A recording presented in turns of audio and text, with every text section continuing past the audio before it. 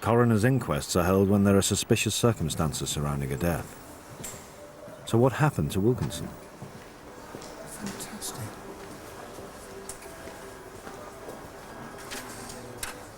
Right.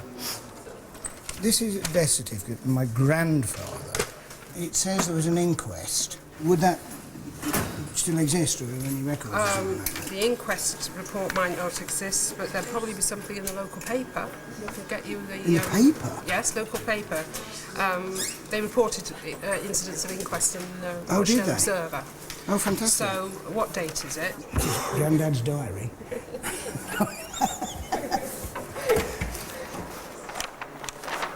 Died under anaesthetic. What's that one? Ah, that sounds right. That sounds right. Does it? Oh, you think Yes, that's it? yeah, Rochdale Observer. Oh, yes, there you are. Because he was an overlooker, whatever that was. Mrs. Oddie, this is my granny, the widow of the deceased, said that some months ago Mr. Oddie complained of a sore throat. It was arranged that he should undergo an operation. The operation was performed. Mr. Oddie died before coming out of the anaesthetic. The operation was for cancer of the tonsils.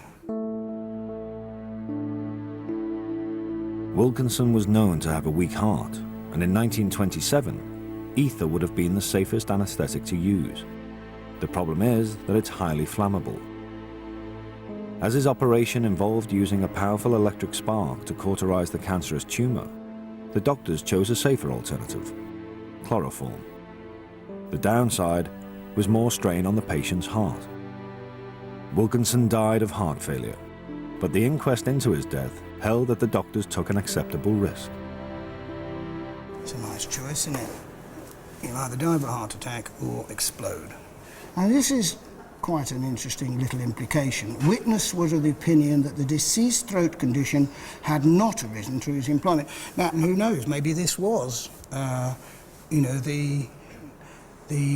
company or the mill owners making sure that they weren't liable, and probably, or possibly, I don't know, the liability would have been that they had to continue to pay a widow's pension or something like that to Emily, my granny. What was the overlooker then? What was your actual job? Well, you overlooked all the machinery and you was in charge of your weavers. It was like having half a dozen wives. Just discuss it with me, it's all right. You want what? Huh? Limousine? Nothing's going in your mouth. You want what? Mummy?